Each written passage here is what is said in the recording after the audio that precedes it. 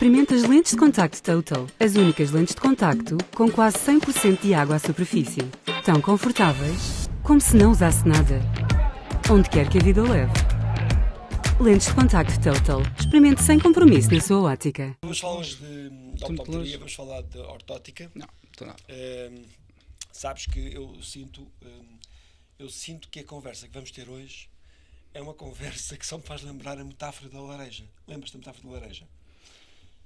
Aquela dinâmica de grupo que às vezes se faz em grupos que nós queremos provocar negociação, em que vamos dizer um grupo, brifamos em silêncio e dizemos: olha, tu queres o sumo da laranja, porque tu queres queres o sumo, queres a casca. Não, tu queres o sumo da laranja do teu grupo, porque tu queres fazer um sumo para os teus filhos e vais ter que deixar uma laranja, vais ter que regatear para conseguires laranja e vais-te embora para outro grupo e dizes: tu queres fazer um bolo e tu precisas da raspa da laranja. Exato. Não precisas Diz só isso. Portanto, agora negociei porque a laranja é muito importante para o teu bolo e só há uma laranja.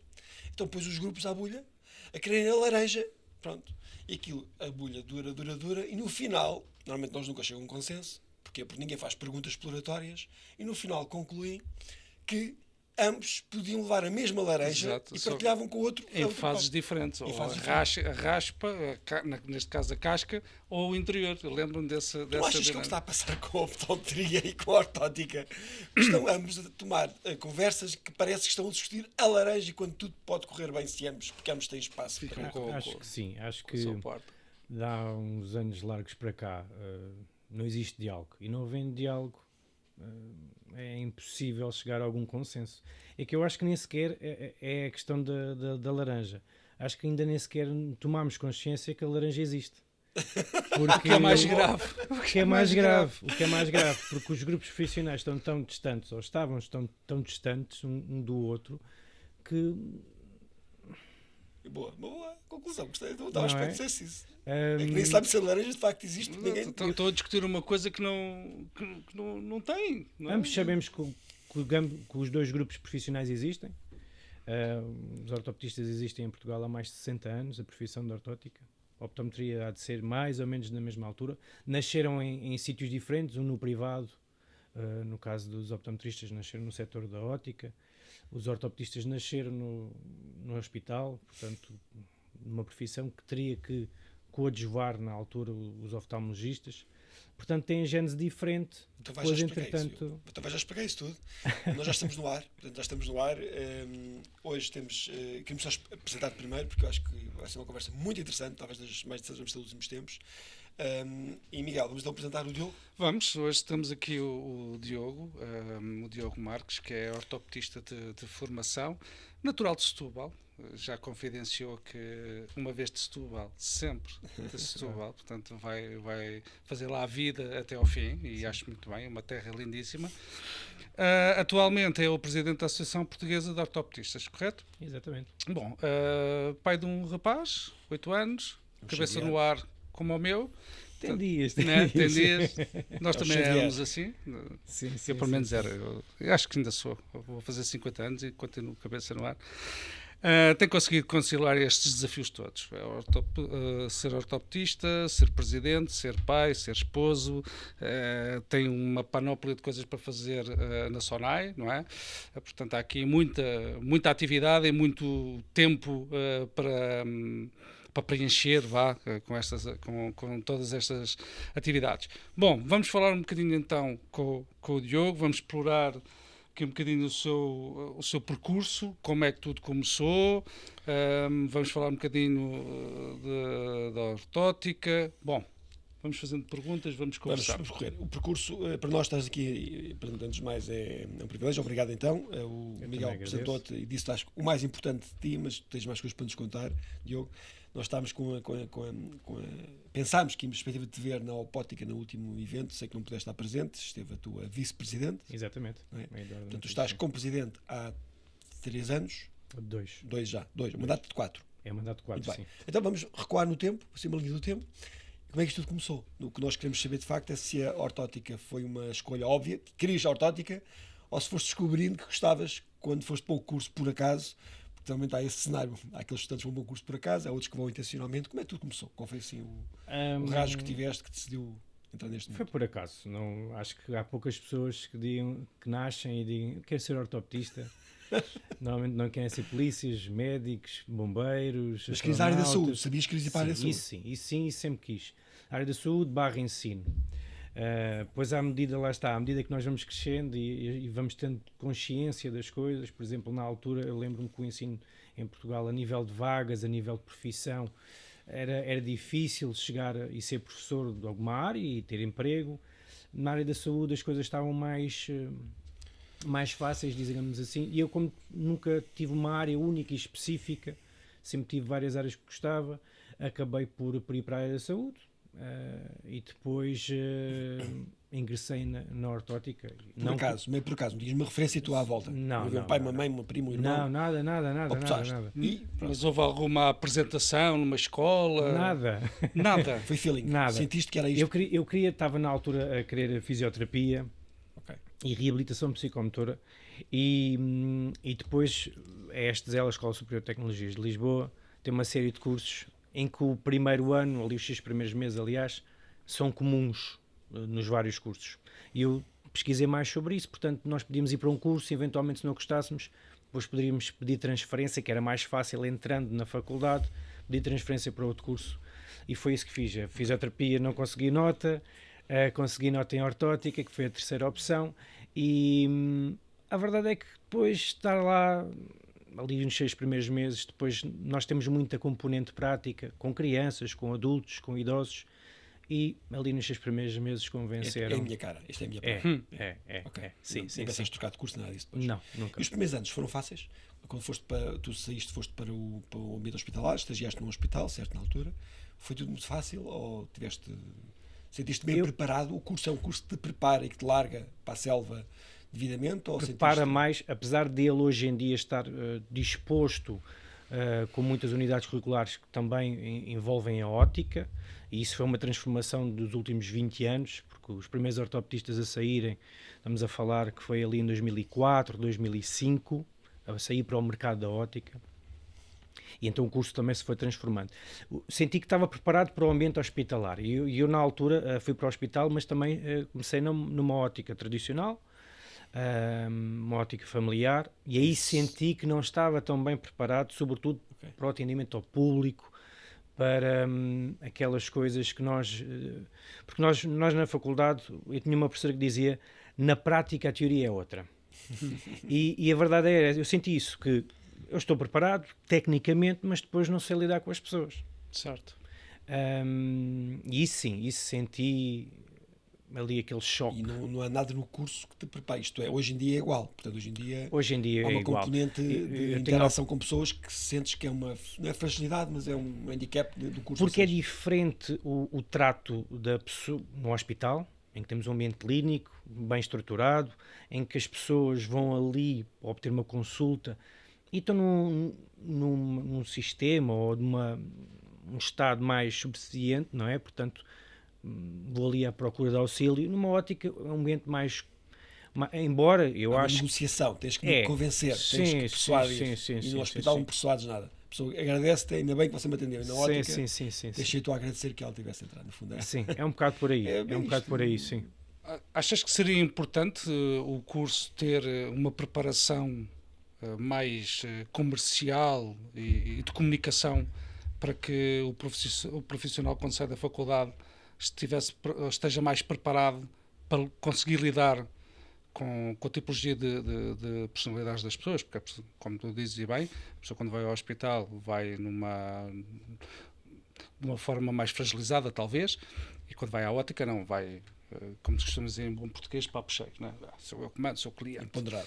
Exatamente, é isso, é o cliente versus paciente, não é? Pronto, ou utente, neste caso. Sim, isso eu concordo, mas acho que é transversal a qualquer licenciatura na área da saúde. Falta muita... Não é que não existam cadeiras, nós tivemos psicologia, até 2 cadeiras de psicologia, mas lá está, falta aqui alguma área que talvez não seja desenvolvida. Estás a dizer, faz muito sentido, porque hoje em dia eu acho que houve mais queixas, mesmo da optometria, também essa queixa. Sim, estão bem preparados, porque aí está, porque tu no mercado da ótica, acho que disseste tudo. A pessoa acaba por teres que convencer a pessoa e enquanto a subserviência que tu falaste, que é uma expressão que usaste, do sistema de saúde é diferente. Tu vais disponível para receber e na ótica. Muito bem, mas é um bom insight que deste e acho que muita gente que se prepare quando chega ao mercado de trabalho, as coisas, pelo menos no mundo da ótica, não são tão previsíveis. Pronto, entretanto, depois estavas num ambiente hospitalar, estiveste no hospital na Margem Sul, certo? Hospital, sim. Quanto tempo é que tiveste em ambiente? Tive 2 anos e meio, 3, sim. Então, o que é que fazias na prática do dia-a-dia? Porque muitos de nós que estão a ver esta entrevista têm muita a percepção da optometria. Portanto, a maior parte, como tu sabes, não é, dos profissionais de gabinete na ótica em Portugal são optometristas. E por vezes há um pouco um distanciamento com a função do ortopedista, o que é que faz realmente. Portanto, tu no hospital, o que é que fazias realmente? Ou descreve-nos um dia normal teu. Creio que isso vai depender muito do hospital em questão, em que os ortopedistas estão inseridos.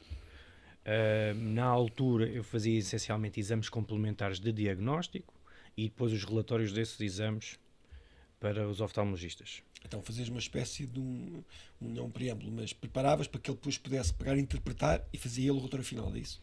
Em algumas áreas sim, outras éramos nós que naquele hospital assim o ditava, portanto naquele hospital nós fazíamos alguns relatórios, nomeadamente campos visuais, da ortótica propriamente dita, que aí é a nossa área e aí até nós somos os que definimos o diagnóstico e a terapêutica, mas noutras áreas somos, lá está, a nossa gênese somos técnicos superiores de diagnóstico e terapêutica e a nossa gênese está em coadjuvar, em complementar um diagnóstico que é hoje feito pelo oftalmologista, efetivamente. Em alguns hospitais já se faz refração, em alguns hospitais hoje em dia já se faz refração, portanto já se faz optometria dentro do hospital por ortopedistas, em que fazem um exame refrativo, mas não é assim em todo o lado. Digamos, a maior parte não é... A maior parte é... Auxílio de oftalmologia e cirurgia? Auxílio? Também hoje em dia já existe. Que tipo de intervenções é que... Normalmente ligadas à cirurgia refrativa.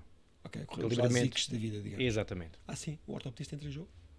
Cada vez mais. Aliás, o ortopedista está a abranger áreas que não eram possíveis de há 20 anos atrás.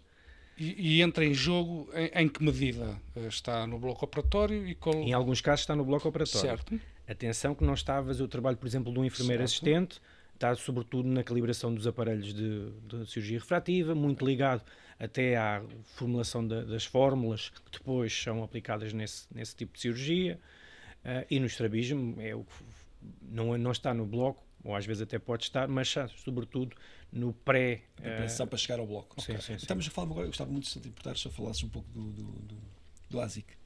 O LASIK é um nome comercial, certo? De uma técnica, penso eu. Sim. Eu não tenho bem noção. Fala um pouco sobre isso. Tu sentes que isso realmente vai ser a forma de reduzir, de esvaziar um pouco o negócio da ótica? Isto é, tu sentes que isto está a correr de uma maneira, eu digo isso porque já há dias estive a ver com um tipo que trabalhou aqui num grupo de lentes oftálmicos, muitos anos, que saiu para uma empresa que faz cirurgia refrativa. Portanto, alguém veio do mundo óptico, uma pessoa que nós conhecemos todos, e foi para esse mundo e pensei, estás a dar aqui um passo que eu não estava à espera. Tu não estás a ver há 10 anos, isto pode de repente mudar muito. As pessoas, a banalização da cirurgia, da técnica, não pode ser de tal maneira fácil da pessoa fazer. Pessoas com 3, 4 dioptrias de miopia, estão fartos de andar com óculos. E de repente acredito que, e isso temos que acreditar na ética dos médicos, é que efetivamente só façam a operação quando fizer sentido. E não pode ser apenas só porque eu tenho a acessibilidade de fazer uma cirurgia. Ok? Eu pessoalmente até podia já ter feito uma cirurgia refrativa, não o fiz, tenho os lentes de contacto. Tens quantas?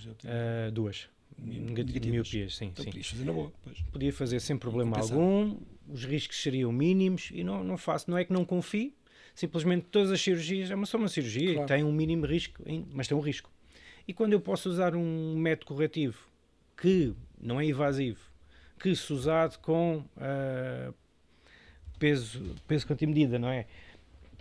Não me traz nenhum problema, e os óculos também. Eu não acredito que seja um concorrente, nem que esvazie o negócio da ótica. Mesmo que seja um valor muito mais acessível, hoje em dia custa, não sei, 2.000 euros, 3.000 euros. E se calhar com seguro de saúde muito menos que isso. Muito menos que isso. Tu não sentes que será o caminho. Porque estás-me a querer dizer é que vai haver barreiras, e os oftalmologistas vão impor barreiras. Eles não vão banalizar. Mas vou dar um exemplo de cirurgia estética. Hoje em dia tu vês pessoas que há uns casos iam mesmo das maminhas e tudo mais, cirurgias dos abdominais, e agora banalizam. Tu agora, não é? Não, eu acredito. Será que não vamos caminhar? A palavra não acho que seja essa de criar barreiras. Acredito na ética profissional. Okay. que não vão fazer cirurgias só porque sim. E não só por uma questão estética. Não quer dizer que não ocorra, mas não acredito que isso vá acontecer. Muito bem, é uma boa visão. Então, Sim.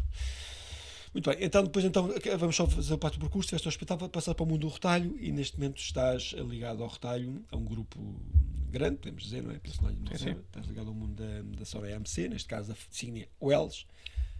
Já não estás como ortopedista, já saíste do gabinete. Tive 9 anos. Agora passaste para o Excel. Sim, eu passei muito para o Excel, sim. O que é que fazes hoje em dia? Qual é a tua função hoje em dia? É sobretudo gerir pessoas, gerir horários, gerir e otimizar agendas nas várias lojas a que sou responsável. Estás como área manager. Sim. Um trabalho muito de gestão. É. E todos os dias é um dia diferente. Isso é que me apelou a vir para esta área e pronto. E faz sentido um técnico especialista? Achas que há valor agregado para passar para uma área de gestão? Isto é, a entidade patronal beneficia em ter uma pessoa com essas valências? Ou se fosse gestão era mais ou menos a mesma coisa? Tu achas que tens valor acrescido pelo facto de teres...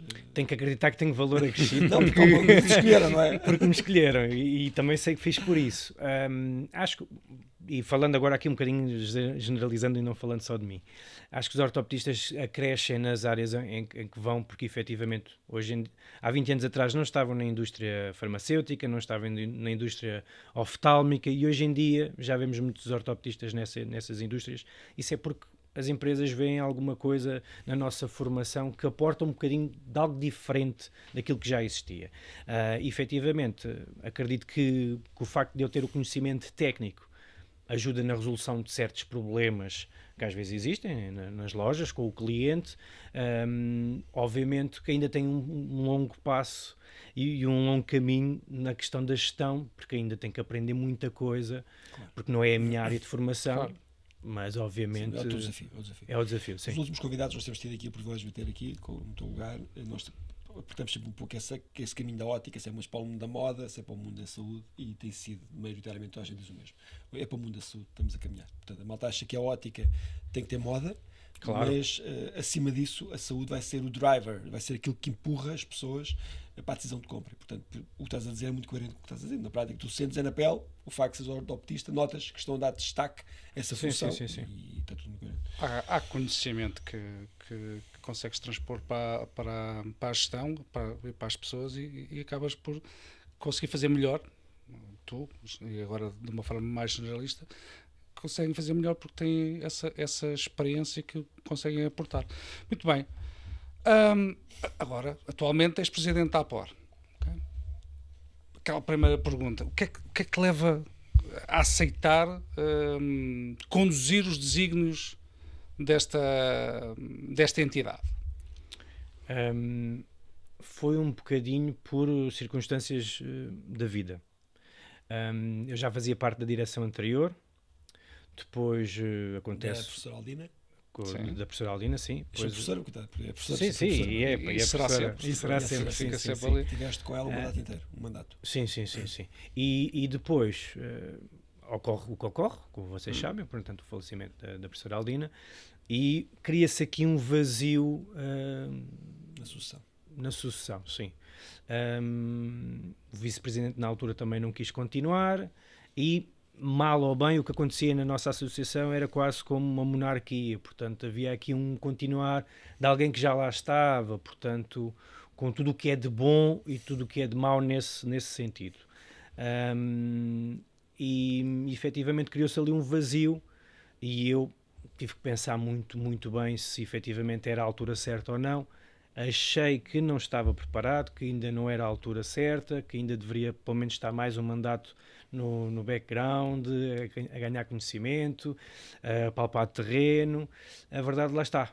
Aconteceu isto, depois vejo que foi criado ali um vazio, que também ninguém se chega à frente, porque existe sempre muita contestação, isto em várias áreas, não é? Mas depois, primeiro que alguém se chega à frente e que diga assim, ok, vou pegar no meu tempo pessoal, porque na realidade é isso, e vou-me dedicar a isto.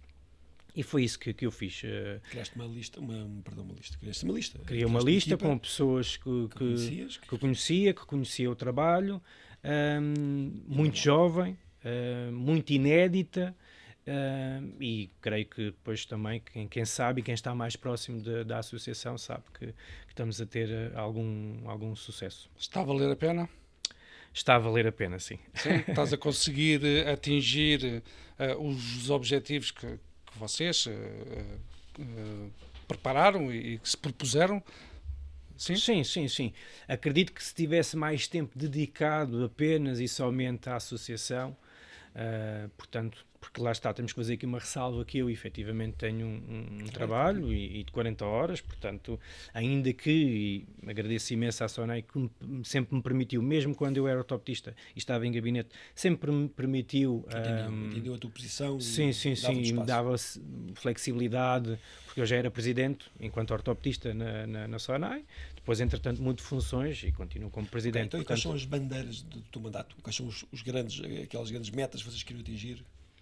Reconhecimento por parte da sociedade civil, que é um grande objetivo, porque efetivamente os ortopedistas são pouco conhecidos, apesar de já existirem há mais de 60 anos, a profissão está regulamentada, está bem conhecida, mas efetivamente pouca gente ainda conhece o que é o ortopedista e qual é a diferença entre o ortopedista e o optometrista e o oftalmologista. Portanto, esse é o nosso objetivo e desde que entrei, esse é uma das bandeiras, é efetivamente dar a conhecer a profissão, dar a entender o que é que nós fazemos no dia-a-dia e qual é a nossa mais-valia.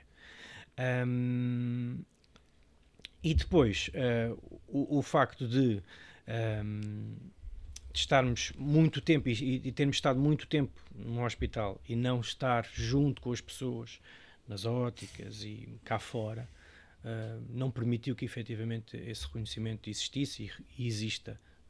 Tu sentes que nesse aspecto eles evoluíram muito? Tem feito ações sim. nível de O facto de eu estar aqui já é a resposta a essa pergunta. É verdade, pensando bem, é verdade. Sem dúvida. O facto de Entendeste logo o nosso pedido, nós convidámos.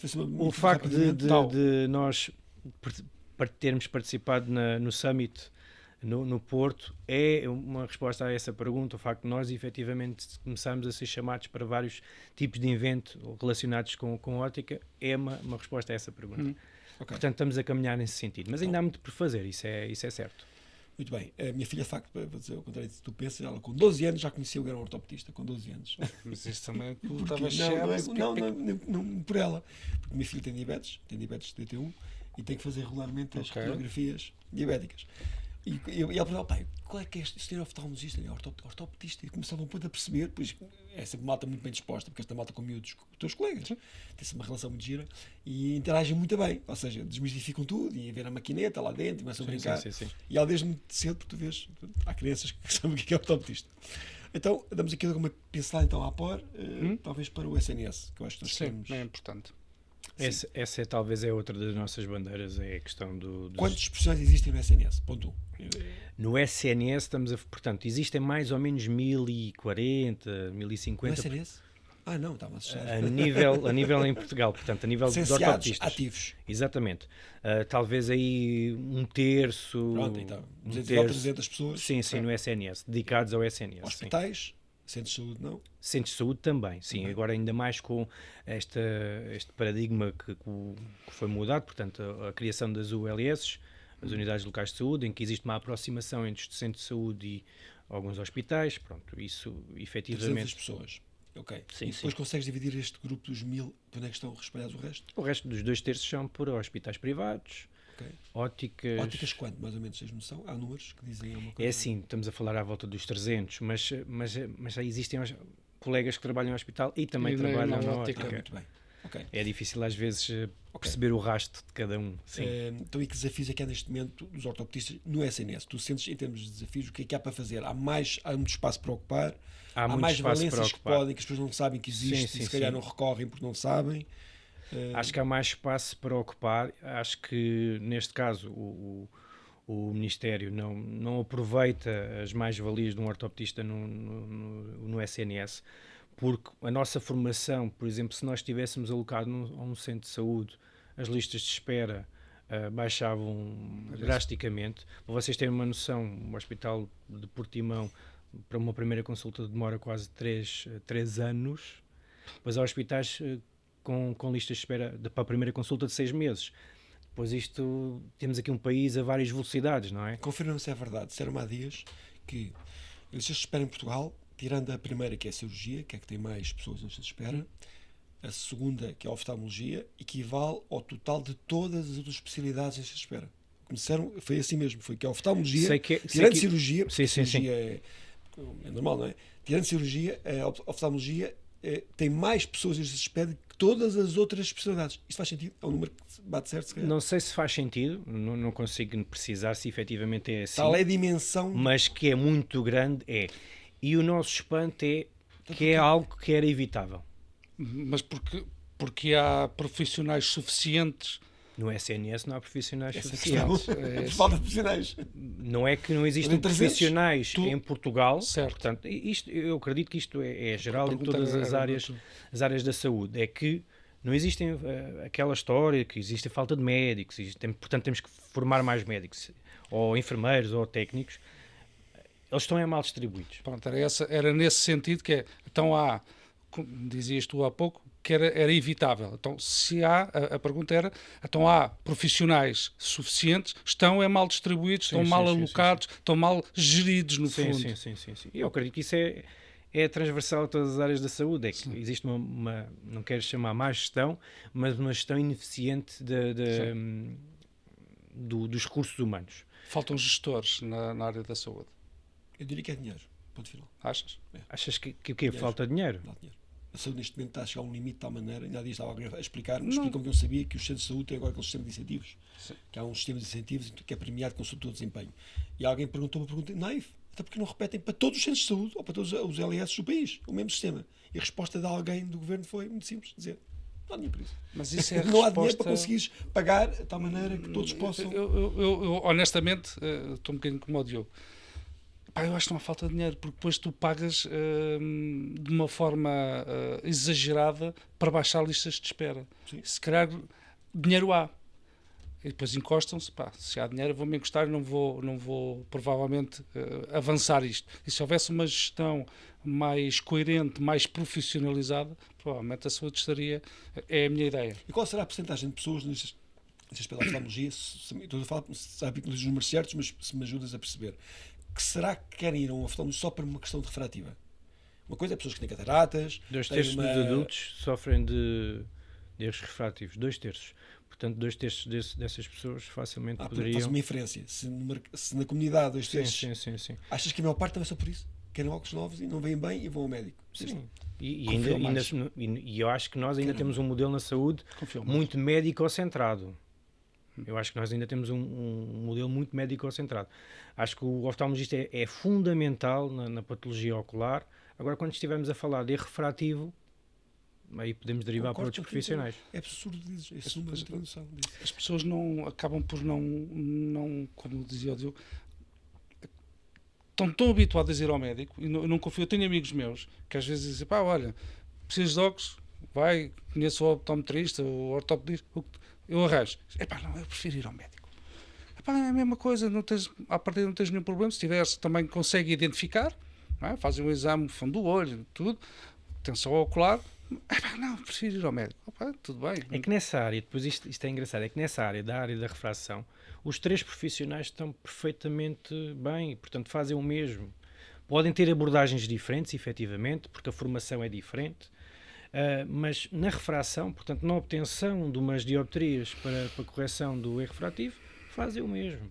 Se forem bons os 3 profissionais, existem profissionais bons nas 3 áreas, como existem profissionais mais nas 3 áreas. Os médicos com que eu tenho relação mais próxima e falamos abertamente sobre estes temas, muitos sabem que eu também sou óptico, como sou óptico, tenho uma visão obviamente mais inclinada para o nosso mundo, dizem claramente que a refração para eles é uma treta, uma seca, e muitos deles têm já optometristas a trabalhar nas equipas, nos centros, para fazer toda a parte inicial, percebes? Fazer tudo, porque eles vão no final, vão pesquisa final, mas sentem que estão subaproveitados por uma tarefa que a maquinaria, os equipamentos, tudo mais, já nos dá, não é a parte objetiva, depois a parte hoje em dia mesmo de gabinete, já fazes um exame em quantos minutos? Tu escolhes fazer um exame monofocal, um óculo de ver ao longe. 20 minutos. 20 minutos, pronto. Sim. E estamos a pagar um oftalmologista, como tu dizes, o teu amigo, que vai pagar o valor que é, 70, 80 euros, para um exame de 20 minutos. É uma questão mental. E é uma questão de hábito, sim. Mas pegando um bocadinho na questão do SNS, O anterior Plano Nacional para a Saúde da Visão estava previsto ortoptistas nos centros de saúde a fazerem avaliações sumárias da função visual e depois a rastrear, basicamente, a definir a prioridade, porque efetivamente não faz sentido uma pessoa estar 2 anos à espera para ir para um hospital por causa de graduação. Claro. Não faz sentido. E depois caiu esse Plano Nacional de Saúde. Entretanto, houve mudança, temos um novo Plano Nacional de Saúde para a Visão, cuja apoio nem sequer foi ouvida. Quem é que é ouvido para se construir um modelo destes? Então, quem foram ouvidos neste último Plano Nacional de Saúde para a Visão de 2018 foi a Ordem dos Médicos, o Colégio de Oftalmologia, que faz todo o sentido, a Ordem dos Farmacêuticos, a Ordem dos Enfermeiros, a Direção-Geral de Saúde e depois, inclusivamente, nesse plano falam em números de ortoptistas que não estão certos com o da realidade, porque lá está. Vai de encontrar aquilo que nós falámos inicialmente. Não houve diálogo sequer. Não houve diálogo em perceber quais são os números hoje em dia de ortoptistas, qual é a nossa visão para o Plano Nacional de Saúde para a Visão e para a visão das pessoas. Portanto, vamos perdendo. A laranja não existe. Lá está. A falta do diálogo leva-vos a que o erro, não há uma consciência do erro, porque de facto não há diálogo suficiente para se perceber qual é o erro primeiro, para depois então seguir. Sim, então já percebemos aqui muita coisa, tínhamos noção em termos do tal Plano Nacional de Saúde para a Visão, que é 2018, portanto, o último, sim. Estamos lá com 7 anos, não quer dizer que se calhar vai haver algo novidade com este governo, não calculas que... Não acredito. Não há nada em cima da mesa que obriga a ser revisto. Não acredito, não. Ok. A PLO, a optometria, pronto, nós temos noção, todos nós, e quem nos está a ver sabe que tem havido diferentes nos últimos anos em relação à APOR, mesmo, posso dizer, à APOR no sentido da classe, e também com a própria APLO. Houve trocas de galhardetes várias vezes. Houve uma vez a professora Aldina, em público, manifestou-se desqualificando um pouco as tarefas que os optometristas faziam. Isto é público, está no YouTube, portanto não é nada nenhum segredo. Depois houve comunicados por parte da APLO a dizer exatamente o contrário, a dizer também que quem está qualificado é a optometria e não a ortótica para os erros refrativos, e a coisa andou aí. Portanto, um novo diálogo. O que é que se passa? Tenta-nos só a nós fazer aqui um pouco o fio condutor. Porquê é que não há esse tal diálogo? Porquê é que não tem havido esse tal diálogo? Da tua parte já percebi que não é, e eu suspeito que a anterior direção também tenha sido, no fundo, consistente com o que estás a dizer, também tinha havido vontade de aproximar. Ou não há vontade porque não há interesse nenhum para vós, vocês estão protegidos, que há quem diga isso, que estão protegidos, estão no SNS já, tem já o vosso trabalho reconhecido, não tem interesse, ou não? Ou tu... O quê? Dialogar com a APLO? Acho que lá, enquanto eu estiver neste cargo, vai haver sempre interesse em falar com todas as instituições ligadas ao mundo da visão. Ponto. Okay? Sejam comerciais, a indústria, farmacêutica, neste caso uma outra classe profissional. Sempre enquanto eu cá estiver, vai haver sempre... Quer dizer que o vosso mérito não está posto em causa pelo mérito também dos outros. É não, nada a ver. Há espaço para todos. Há espaço para todos e... se há coisa que os ortoptistas têm é mérito próprio naquilo que construíram até então. Volto a dizer, a única, não quero chamar erro, mas o único ponto de melhoria, um dos pontos de melhorias que temos que fazer como classe profissional, e isso já foi debatido internamente, e é uma reflexão profunda que eu convido os meus colegas ortoptistas a fazer, é a divulgação face à sociedade civil. É efetivamente conhecerem a profissão. Porque isso ajuda bastante em muitas outras coisas e sobretudo em criar pressão nos partidos políticos, no reconhecimento que existe aqui uma profissão que deve ser ouvida. Relativamente aqui à APLO, da nossa parte há total abertura para diálogo. Anteriormente não houve. Tens uma explicação para isso ou nem por isso?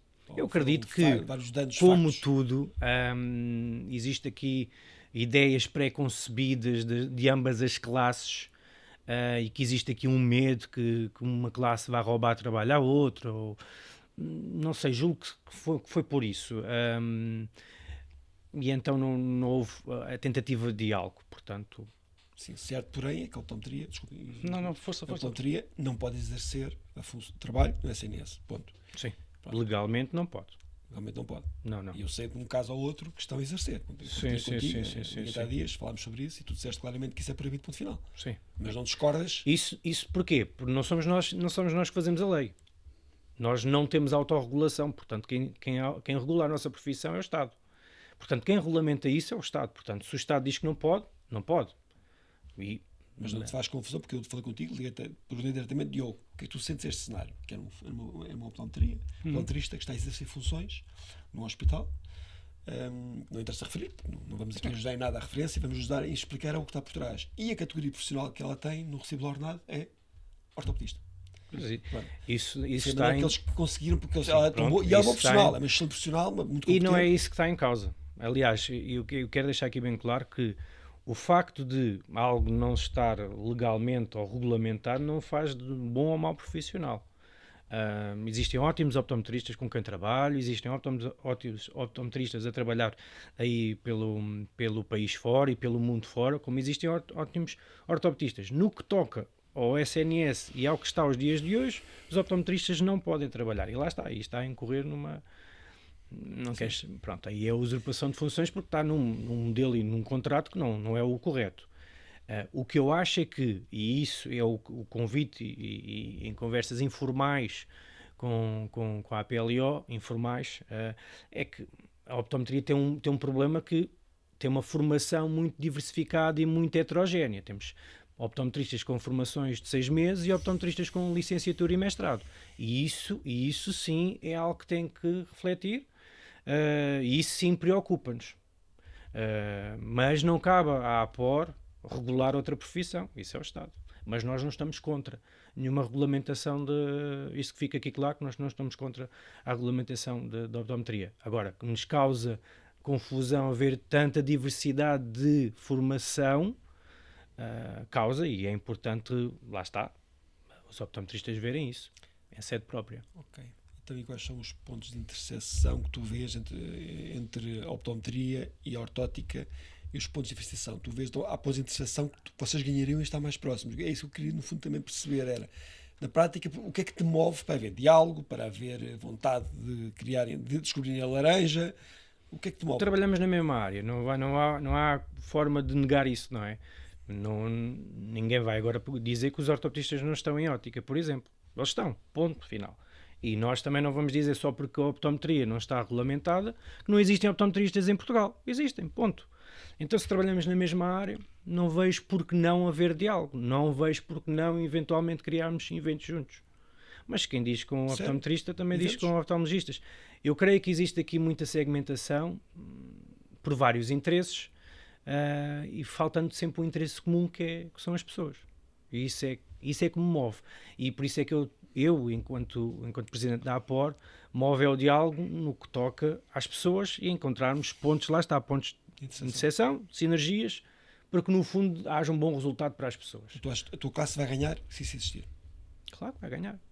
Vai ganhar porque as pessoas vão ganhar. No final do dia, porque o nosso a comunidade vai ganhar. A comunidade em si, no final de contas. Sim. Ok, curioso dizer isso. Eu não vejo a optometria como inimigos. Eles, agora, lá está, um dia que isso venha a acontecer, essa regulamentação, a APOR terá que ser ouvida, mas lá está, como eu vos disse aqui, nós não estamos contra. Aliás, eu acho que o grande obstáculo da optometria é isso, é da formação ser muito heterogénea e não passar por todos os crivos que deve passar. Ok, quer dizer que eu sempre achei que havia aqui pequenos quintais, tu estás a tocar em alguns deles, também eu e o Miguel temos falado muito sobre esse tema e também concordamos que há aí pequenos quintais, que é a expressão que se usa, a dizer que há pessoas a defenderem os seus interesses pessoais e no fundo esquecem-se que no final de contas que isto são as pessoas.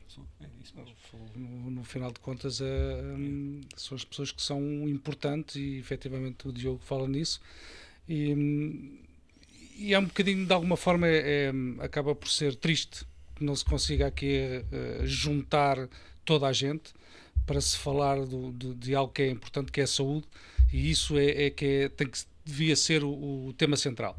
Bom, Diogo, recentemente foi aprovada a lei do ato médico. Como é que interpretas esta aprovação no contexto da vossa profissão, da profissão que anda à volta da visão?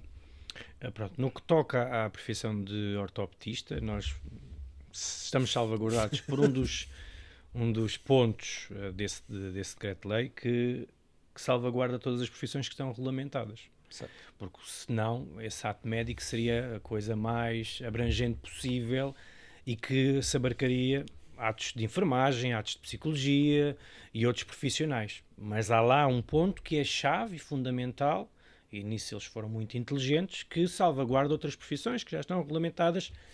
Portanto, a nossa está regulamentada, portanto, nós não vemos isso como perigoso.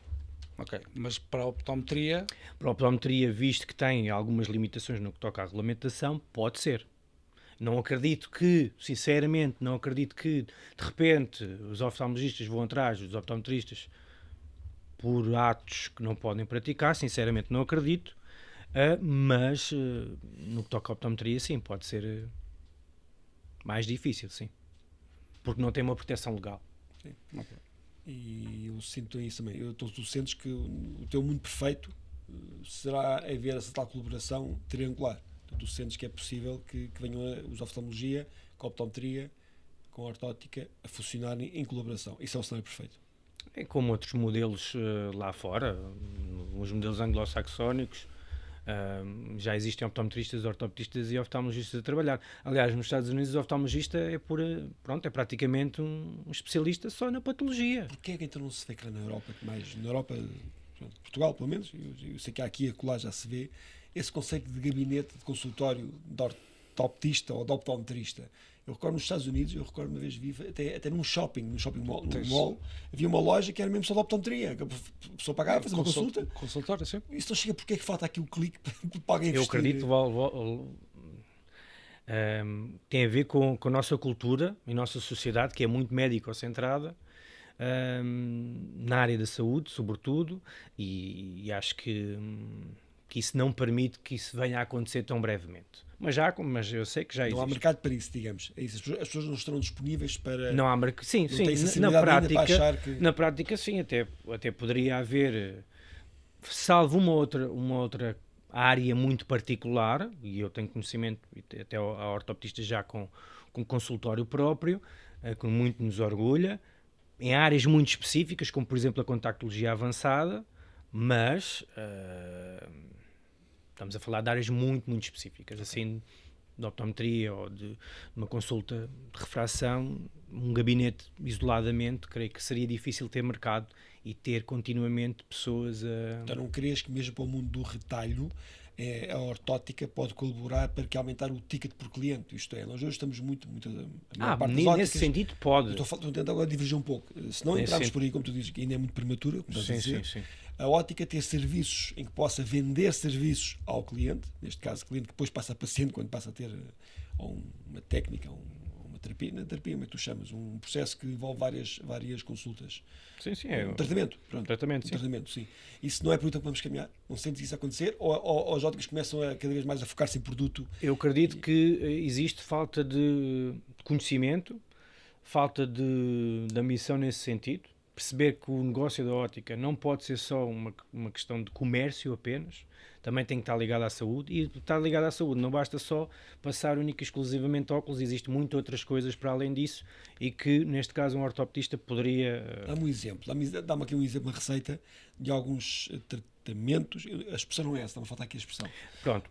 O ótico podia fazer para crianças, para o que for. Por exemplo, nós os tratamentos de ortótica, de insuficiência de convergência... Convergência, que é eu não consegui convergir no próximo. Há problemas relacionados com visão binocular, e neste caso com a acomodação e convergência, que não se tratam com óculos, tem que se tratar neste caso com tratamentos, terapia visual, pronto, nesse sentido... Estrabismo, não? Estrabismo. Em alguns estrabismos pode-se fazer efetivamente tratamentos de ortótica, em um último caso obviamente tem que ser intervencionado cirurgicamente, claro. Então a parte da convergência, como é que eu detecto tenho um problema de convergência? Como é que uma pessoa leiga detecta? Porque é um assunto muito específico. Por exemplo, os presbitas precoces podem ter problemas de convergência? Podem, claro, podem. Os presbitas precoces pessoas com 35, 40 anos começam a ter dificuldade de ver ao perto. Podem, às vezes podem ter dificuldades em ver ao perto, não por causa de uma questão do cristalino, mas porque efetivamente tem um problema de convergência que nunca foi detectado antes. Eu em clínica, apanhei um rapaz que não tinha queixas na convergência, mas ele lia assim. Uma pessoa normalmente não lê esta distância toda. Ele... inconscientemente ganhou ali uma defesa, não é? E passava a ler com os braços completamente esticados. Nunca se queixou, um rapaz novo, de 20 e poucos anos. E quando o vi em gabinete e puxei para uma distância dita normal, obviamente cada um de nós procura uma distância confortável, mas uma distância dita normal, à volta aqui dos 30, 40 centímetros, ele imediatamente deixou de conseguir ler. Começou a saltar linhas, começou a ver desfocado e não tinha erro refrativo nenhum. Isto tinha a ver só, única e exclusivamente, com a convergência, com o ponto de convergência dele era muito para lá daquilo que é normal. E fizeste o que então? E nesse caso tivemos que aplicar um tratamento de ortótica, aumentar aqui as amplitudes de fusão, portanto a convergência. Parte que nós queremos ouvir todos. Isso, em termos de dinheiro, que é várias consultas. Várias consultas, sim. Valores médios de quanto por consulta? Estamos a falar, se calhar, aí no mercado anda à volta dos 50 euros. Por consulta. E quantas são? 5, 6 consultas? Às vezes de 6 a 12. 12. E há resultados práticos no final? E há resultados práticos, sim. E é de que tais coisas que, como isto é muscular, os músculos acabam por, digamos assim, aprender. Muito bem. Como se costuma dizer, quando uma pessoa aprende a andar de bicicleta nunca mais esquece, é mais ou menos a mesma coisa. Como isto é muscular, os nossos músculos efetivamente ganham a força que precisam, que nunca tiveram, e depois a pessoa efetivamente deixa de ter... Exemplo. Visão periférica, nem pode ser uma dificuldade que nós tenhamos para corrigir, não? Visão periférica, as coisas assim, não? Neste caso, na reação, assim, sim, também é... Pode, aliás... Os ortopedistas ainda não estão muito vocacionados para isso, mas... Por exemplo, existe uma optometrista cá em Portugal que trabalha isso muito bem no que toca ao desporto. E acho que isso lá está, é um nicho que era fundamental. Mesmo para ela, que ela foi mãe há uma semana. Sim. Tu acho que correu muito bem, foi mesmo também. Parabéns para a Patrícia. Parabéns. E saúde para ela. É um nicho e ela está a trabalhar isso muito bem. E é um exemplo, lá está, de uma ótima profissional. Portanto... Ou seja, há aqui áreas que se podem explorar e fazer disso. Sim, claro que sim. Uma claro que área sim. rentável para a ótica. Ganhar sim. Tu, ao qual falaste 6 a 12 tratamentos, 500 euros, que aquele cliente valorizou. No final agradeceu porque ficou satisfeito e era mais caixa que ótica faturada. Muito bem, não acho que muito importante o que seja. Só que mais uma chega, porque isto é importante, até porque estamos aqui a falar um bocadinho de aumentar a caixa dos óticos. O que é que se pode fazer para que os óticos entendam que tem, que lhes está a fugir de alguma forma uma parte em que podem rentabilizar e ao mesmo tempo serem úteis para os clientes? Como é que a APOR, por exemplo, poderia fazer, ajudar os óticos a acordar? O que a APOR tem feito é, sobretudo, divulgar a profissão, transpor as mais-valias de um ortopedista, o que é que ele realmente pode fazer, porque existe também muito desconhecimento. Um ortopedista apenas faz ou trabalha numa estrutura muito montada e muito médico-centrada, lá está, num hospital, isso acontece, e é a estrutura hospitalar, com um serviço hospitalar assim o exige, mas transpondo aqui para a ótica, acho que os óticos têm que ter um bocadinho mais... ter aquele risco de perceber que tem aqui um profissional que possa aproveitar, porque tem outras valências além daquela que é o grosso modo do negócio da ótica, que é a prescrição de lentes de contacto e óculos, não é?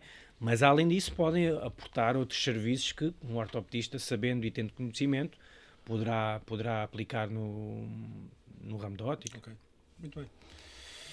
Muito bem, então vamos lá aqui um pouquinho agora, vamos mudar de tema, acho que foi excelente o que se fez até agora, deste aqui muitas mensagens que acho que aqui a malta que já está aqui a fazer planos para mudar a estratégia para o ano em termos de negócio. Já estamos a meio do ano, há que começar a pensar no budget no próximo ano e nos objetivos. Admitir ortopedistas e começar a ganhar dinheiro.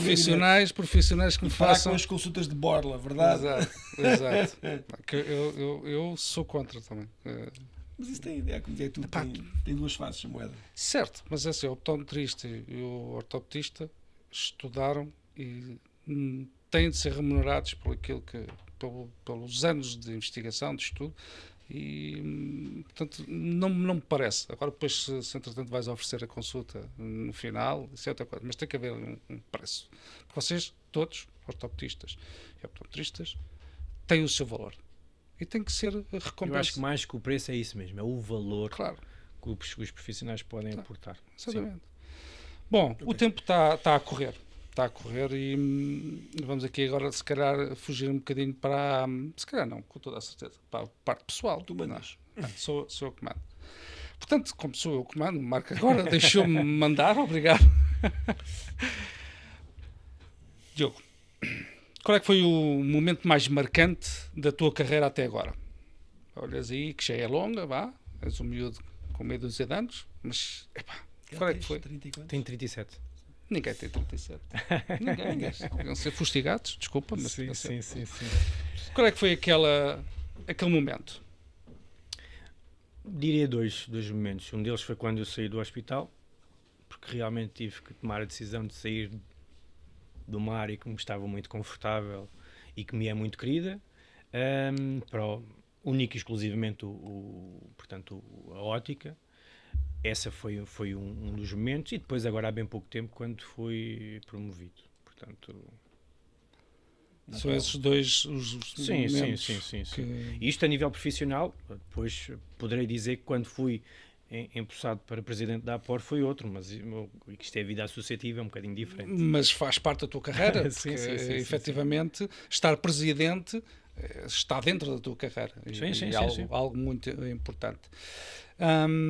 E mentores? Tens assim alguém que é esta pessoa que eu ouço, ou que eu sigo, ou que vou mesmo falar com ela? Tens assim alguém que te oriente ou que tenha orientado no teu percurso? No percurso académico, sim, tive um professor que foi um ótimo exemplo, e vejo como um exemplo de uma pessoa que tem muitos conhecimentos e não para de estudar e quer sempre mais. Atualmente, nessa altura eu era aluno, portanto também era mais fácil de vê-lo como um mentor e um exemplo. Não, mas impactou, sim.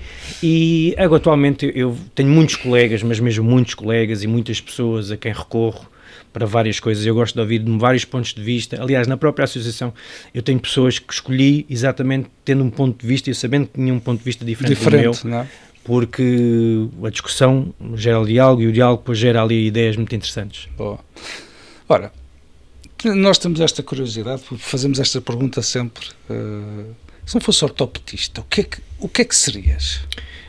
Provavelmente, lá está, eu tinha a ideia de ser professor, portanto, poderia estar aí na área do ensino, ou na formação, algo nesse sentido, provavelmente, sim. Ok, nós já tivemos um convidado que ia ser jornalista, portanto, é uma coisa totalmente diferente. Sim, o Rui, um abraço. Sim. Mas tem jeitinho bem, não tem, impecável. Aliás, ficou gravado. Ainda vai um dia que nós não possamos, é o Rui que vem aqui fazer as entrevistas, e eu acho que ia ser lindamente. O tempo, lá está, sempre a correr. Lá está o Moti, que é presidente da ASO, da qual também a APOR foi fundadora. Muito bem. Olha, isso eu não sabia. Essa Sim. foi a novidade para mim. Como entidade, como associação. Como entidade, exatamente, como fundadora da ASO. Okay. Sim. Se pudesses deixar aqui uma mensagem para o Diogo, aquele miúdo de 8 anos, que brincava com carrinhos e dava provavelmente uns pontapés na bola em Setúbal, o que é que tu lhe dizes? Talvez com 8 anos eu provavelmente não iria ligar muito ao Diogo dos 37. Mas o que é que tu lhe dizias? Olha, fizeste bem, ou podias... Volto a dizer, com 8 anos eu queria que o Diogo se divertisse e fosse criança. Tinha tempo de crescer. Sim. Com 19 ou 20 e provavelmente diria outras coisas. Então diz lá qualquer coisa ao Diogo. Provavelmente diria para se aplicar mais no que toca aos estudos, porque queria aproveitar outras coisas. Se é certo que aproveitei de outra forma, mas poderia-me ter aplicado mais. E sobretudo que não desista, que as coisas às vezes não são à primeira, nem à segunda, nem à terceira, mas que se tivermos perseverança e resiliência, nós conseguimos chegar lá. Muito bem. E agora vamos chegar àquela parte... Curtas. As curtas, não é? É a parte desconfortável, Diogo. O Miguel pensa que toda a gente desconfortável aqui. Não, você agora está a correr bem. Agora deixaste-me mal. É desconforto. O Diogo vai sair. O Vassalateiro vai sair. Não, acho que não. O que é que adoras mais na vida? As pessoas. Acho que isto só faz mesmo sentido com... Gostas de conversar, gostas de estar com pessoas? Sim. Pessoas diferentes, pessoas de todas as idades, de várias áreas, porque acho que me conseguem aportar alguma coisa que eu não tenho neste momento, portanto... Adoras pessoas? Sim. E o que é que te incomoda mais? A empatia, a falta de empatia, portanto, entre as pessoas... As pessoas não falam. Pelo menos tens ali, é coerente. Gosto de pessoas e a falta... Muito bem. Qual é que foi o teu maior fracasso? ou um fracasso, ou um momento menos positivo, vá. Eu acho que o maior, não tenho o maior, isto pode parecer pode parecer prepotente ou arrogante, mas acho que não tenho um maior fracasso. Acho que tenho pequenos fracassos, como todos nós, e o maior fracasso seria não reconhecer que existem fracassos durante a vida, portanto... E orgulhas-te disso? Sim, de reconhecer... Sim, erro muito e hei de errar muito, mas uma coisa que eu acho que tenho de bom é que gosto de aprender e, portanto, aprendo com os erros. Não tem as lições? Sim. Olha, e se pudesses falar com alguém que já partiu, que já não está connosco, quem seria e o que é que tu lhe dirias? Essa pergunta que é feita muitas vezes em muitos momentos. Eu acho que existem várias pessoas no mundo que era interessante falar, sei lá, um Albert Einstein, um Nelson Mandela, pessoas que marcaram a vida e que foram de alguma forma diferentes de todas as outras, porque fizeram coisas diferentes para além do que o humano comum como eu faz. Portanto, era interessante perceber o que é que elas viram naqueles momentos, o que é que lhes levou a fazer aquilo que fizeram e porque é que foram tão diferentes. Acho que é por aí. É? Sim. E a música da tua vida? A música da minha vida talvez seja um clichê. É o Iris do Goo Goo Dolls. Muito bem. É a música da minha vida, sim. Muito bem. Olha, muito obrigado por este bocadinho, porque o tempo passa sempre a correr. Foi uma conversa extremamente agradável. E nós o que fizemos na prática foi desconstruir. Nós desconstruímos hoje um mito. Nós acreditamos muito naquilo que tu dizes. Nós também temos uma percepção que o próprio João Gaetano, que é o teu homólogo que está na PLO, e a Patrícia, que está neste momento à frente da PLO, pensam muito como tu. Há aqui muitos pontos de convergência. Portanto, eu acho que aqui tem tudo para correr bem. E acho que agora aquilo que tu disseste aqui hoje, claramente, para todos que nos estão aqui a ver e a ouvir, é uma mensagem de facto de consenso. Sim. Mais do que trégua, não digo tréguas, porque supunha que estavam chateados, não é o caso, porque eu acho sempre, como tu disseste muito bem, nunca assistiu o suficiente. E, portanto, há aqui consensos, e a partir de agora depende de vós. Portanto, depende de vós, e espero que o teu mandato acabe, e pelo menos que até o teu mandato acabar tenhas tido um legado, dizer, não, eu no meu mandato conseguimos ter aqui uma visão entre interclasses. Eu acredito que as coisas estão a mudar, e aproveitando também é para agradecer o vosso convite, e lá está, para responder àquela pergunta que vocês fizeram, o facto de eu estar aqui significa que efetivamente a Após está finalmente a sair de casa dos pais e a mostrar-se à sociedade. Gosto muito de ti, Diogo. Muito bem. Muito obrigado, Diogo. Está feito. Obrigado. Um abraço.